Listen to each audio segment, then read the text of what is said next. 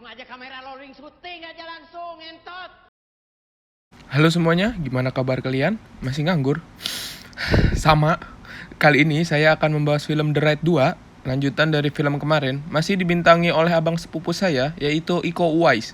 Akan tetapi, film ini berbeda dari film kemarin, di mana Iko Uwais kemarin menjadi polisi. Akan tetapi, film ini dia menjadi penjahat, atau lebih tepatnya berpura-puralah jadi penjahat, demi membalas dendam abangnya yang dibunuh oleh gangster. Nah, jadi bunuh anjing. Dibunuh. Oke, tanpa berlama-lama lagi kita akan masuk ke videonya. Jangan lupa like, comment, share, and subscribe, dan nyalakan loncengnya, oke? Lanjut, intro.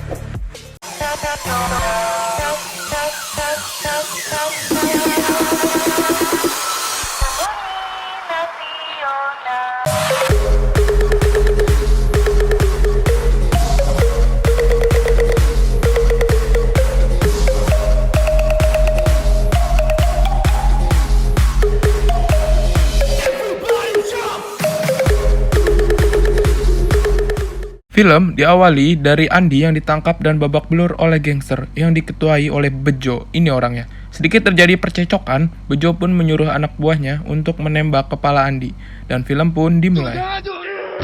Adegan menunjukkan tempat markas polisi. Di sana ada Letnan Wahyu dan Rama. Mereka berdua sedang diinterogasi oleh atasannya yang bernama Bunawar.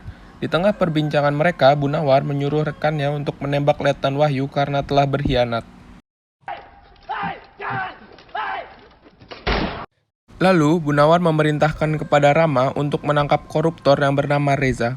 Awalnya Rama menolak untuk diperintahkan, namun setelah mengetahui kalau kakaknya Andi mati di tangan gangster yang berkaitan dengan Reza. Akhirnya Rama menginginkan perintah dari Bunawar. Rama diberitahu bahwa ia harus masuk penjara dahulu guna mencari tahu musuh-musuh yang akan dihadapinya. Bunawar memerintahkan untuk menghajar salah satu anak orang yang cukup disegani di kota. Kemudian, Rama pun menghajar anak itu beserta teman-temannya di sebuah bar, supaya ia memiliki alasan untuk masuk penjara. Rama pun ditahan dan masuk penjara. Ia mengganti identitasnya dengan nama Yuda, agar tidak dikenal oleh orang lain. Singkat cerita, Rama dikepung di toilet yang sudah ditunggu di depan pintu oleh anak buah Uco, dan perkelahian pun tidak dapat dihindarkan. Rama pun berkelahi dengan belasan anak buah Uco.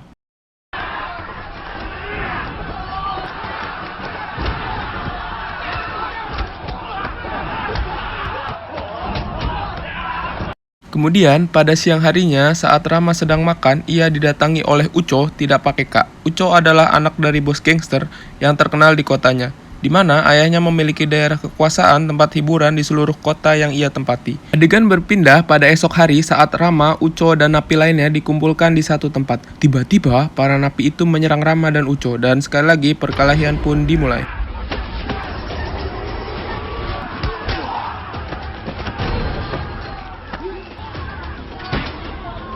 Uco hampir terbunuh oleh ketua napi yang menyerangnya. Beruntung, Rama bisa menyelamatkan Uco. Mulai saat itu, Uco merasa berutang budi kepada Rama.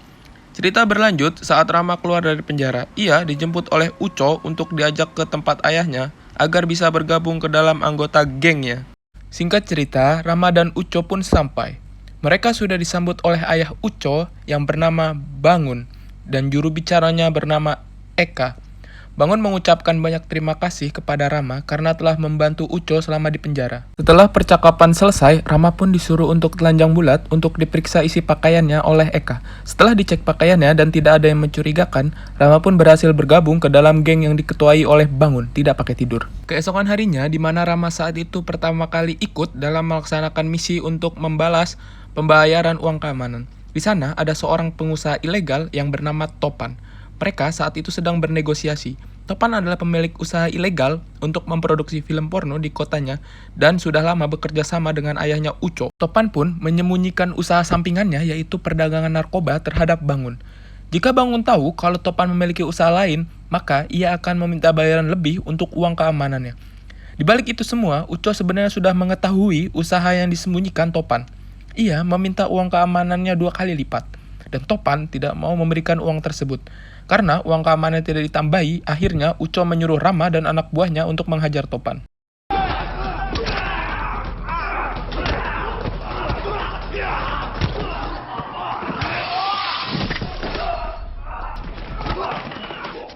Dan Topan pun mati dengan cara mengenaskan. Wah, sakit. Aduh. Adegan berpindah ke seorang pria tua bernama Prakoso. Ia adalah salah satu anak buah terbaik yang dimiliki oleh Bangun. Bangun menyuruh Prakoso untuk menghabisi segerombolan remaja yang tidak patuh terhadap aturan yang dibuat olehnya. Dan Prakoso berhasil menghajar dan membunuh satu persatu remaja tersebut. Keesokan harinya, Uco membawa hasil uang yang ia ambil dari Topan. Uco pun berbicara kepada ayahnya kalau ia ingin ayahnya menurunkan tahta kekuasaan kepada Uco. Ia pun sudah lama menginginkan tahta kekuasaan. Lalu Bangun meminta Uco untuk sabar karena ia belum saatnya. Uco pun merasa kesal dan ia merasa tidak dianggap oleh ayahnya. Akhirnya, ia menemui bos gangster lain yang bernama Bejo, yang tidak kalah kejamnya dengan ayah Uco. Seorang yang berhasil membunuh Andi, di mana mereka berdua membahas untuk bisnisnya agar menguasai kota. Bejo pun memberikan hadiah kepada Uco, yaitu orang-orang yang dulu pernah menghajarnya ketika ia di penjara. Bejo memberi pisau dan menyuruh Uco untuk menggorok lehernya.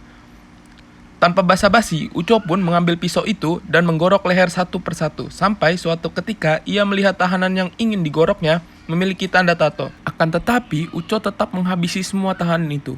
Anjir bro, ngeri bro, sumpah kalau ngeliatnya ngilu anjing. Coba jika Anda yang ada di sana, pasti kalian udah bilang, tolong. Lanjut, singkat cerita, di sebuah bar, Prakoso yang sedang santai diserang oleh orang tidak dikenal. Ternyata mereka semua adalah anak buah Bejo. Prakoso pun sendirian menghajar anak buahnya satu persatu. Awalnya ia bisa melawan anak buah Bejo, namun anak buah Bejo pun datang bergidir dan beramai-ramai sampai Prakoso pun kewalahan. Ia terluka dan lemas karena tenaganya terkuras habis. Saat Prakoso berhasil kabur lewat pintu belakang, ia bertemu seorang dengan julukan The Assassin. Dan akhirnya Prakoso tewas dikombo oleh The Assassin menggunakan ulti. Keesokan harinya, Uco datang menemui ayahnya dan berniat untuk adu domba kalau sekutu gengnya yang bernama Black Dragon membunuh Prakoso. Anjing, anak gak tahu diri, goblok sat. Saat itu, Uco menyuruh ayahnya untuk menyerang mereka. Namun, ayah Uco tidak ingin terlalu cepat mengambil tindakan. Ayahnya Uco belum mengetahui kalau Uco dan Bejo bekerja sama. Akhirnya, misi Uco dan Bejo pun tidak berjalan mulus. Paha ABG. Uco menelpon Bejo dengan raut wajah penuh emosi dan memerintahkan agar membunuh semua anak buah dari ayahnya. Scene berpindah ke anak buah unggulan Bejo, mulai dari The Assassin yang sebelumnya telah menghabisi Prakoso. Dan ini kita sebut saja Alicia, seorang wanita psikopat yang membunuh lawannya dengan palu. Dan seorang dengan julusan Baseball Batman, anjing hese teuing namana siapa yang nulis skrip anjing. Ia adalah seorang pembunuh yang membunuh lawannya dengan tongkat baseball. Singkat cerita, saat Rama sedang naik taksi dan pergi ke tempat Bangun, ia dihentikan oleh segerombolan orang yang langsung menyerangnya. Rama berusaha untuk kabur dari gerombolan itu, akan tetapi ia harus melewati aksi kejar-kejaran dan harus menghajar para gerombolan tersebut.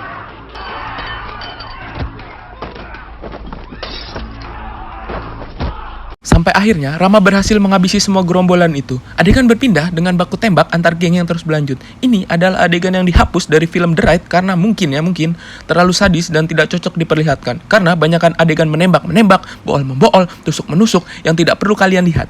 Kemudian, adegan berpindah lagi di mana Uco dan ayahnya bertemu geng Black Dragon yang diketuai oleh kakak beradik yaitu Kenichi dan Ryuichi. Ia membahas kegaduhan yang terjadi akhir-akhir ini. Mereka ingin melakukan dengan jalur damai. Akan tetapi, Uco dengan angkuhnya berbicara dengan Kenichi dan Ryuichi untuk tidak berdamai. Akibat sikap jelek yang diperlihatkan kepada anggota Black Dragon, Bangun menyuruh kepada Uco untuk diam dan tutup mulut dan meminta maaf kepada Kenichi dan Ryuichi. Lalu, mereka berdua pulang. Sesampainya di markas, Bangun memukul Uco dengan keras. Bangun sangat malu dengan tingkah laku Uco di hadapan sekutunya. Eka yang melihat Uco sudah babak belur dihajar oleh Bangun, akhirnya menyuruh untuk berhenti. Saat itu juga, Bejo dan anak buahnya pun datang menghampiri Bangun. Uco yang merasa aman dengan kedatangan Bejo, ia pun menatap ayahnya dengan raut wajah kesal, penuh emosi. Ia menembak kepala ayahnya hingga pecah. Sebelum ditembak, Uco sempat meminta maaf kepada ayahnya karena ia kesal dan tidak dapat kedudukan yang dia inginkan. Dan ia harus bergabung dengan geng Bejo agar impiannya bisa terwujud. Eka terkejut melihat perilaku Bejo saat ia ingin mengambil pistol di kantongnya. Uco menembaknya terlebih dahulu di bagian kaki sehingga Eka terjatuh. Bejo mengambil pistol dari Uco dan bersiap menghabisi nyawa Eka. Tiba-tiba, Rama pun datang ke markas dan menyuruh Eka untuk lari. Perkelahian pun terjadi. Adegan diperlihatkan dari anak buah Bejo yaitu The Assassin melawan Rama.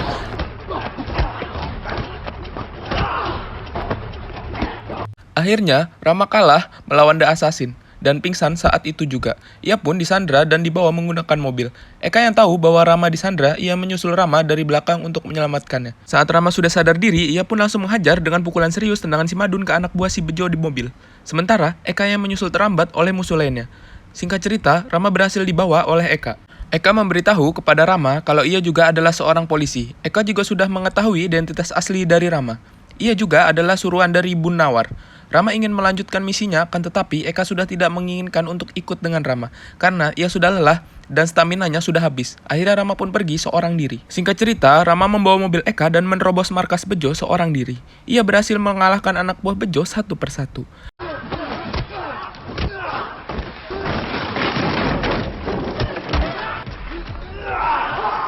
Saat di perjalanan menemui Bejo, Rama dihadang oleh anak buah unggulannya yaitu Alicia dan si tongkat baseball. Perkelahian sangat sengit di mana keduanya saling menyerang Rama sehingga Rama tidak ada celah untuk menaklukkan mereka.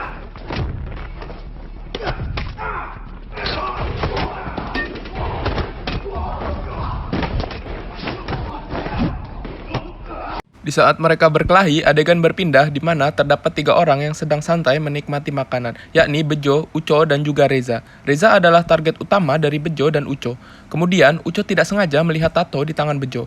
Tato itu mengingatkan orang yang ia gorok saat pertama kali bertemu dengan Bejo. Dan Uco pun merasa bersalah terhadap ayahnya karena ia telah membunuhnya karena nafsu ingin mendapatkan kekuasaan.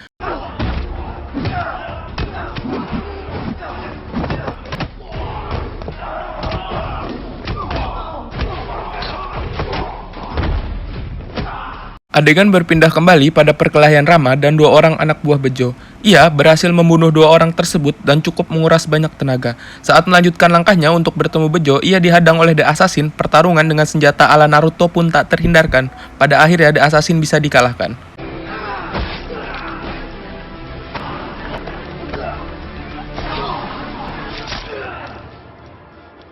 Kemudian, Rama bisa sampai ke tempat Bejo berkumpul. Namun, sangat disayangkan, Rama pun tidak bisa menghindari dari peluru yang ditembak anak buah Bejo. Dan Bejo memberi senjata kepada Uco dan memerintahkan untuk menembak Reza. Reza pun ditembak oleh shotgun. Lalu, Uco merasa kalau ia sudah buta hatinya dan hanya diperalat oleh Bejo. Uco lalu melanjutkan menembak ke arah Bejo hingga tewas.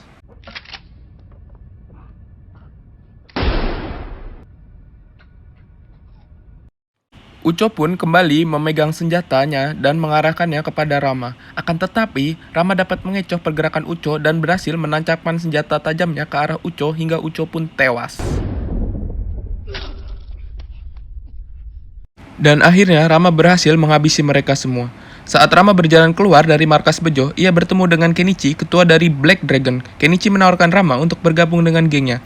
Rama pun menjawab dengan kata, "Cukup bang, aku sudah lelah." Dan film pun selesai. Pesan dan kesan yang dapat kita ambil dari film ini adalah jangan melakukan segala cara demi kekuasaan, apalagi sampai tega membunuh ayah sendiri demi kekuasaan. Akibatnya adalah akan menyesal seumur hidup karena orang tua adalah sosok yang telah membesarkan kita dan menghidupi kita. Ngomong apa sih saya barusan anjing? Ya udah segitu aja videonya karena sebentar lagi saya akan meeting dengan Mark Zuckerberg. Apa sih anjing? Mark Zuckerberg. Nah, itulah pokoknya ingin membahas something. Ya sudah kalau begitu saya will terima kasih.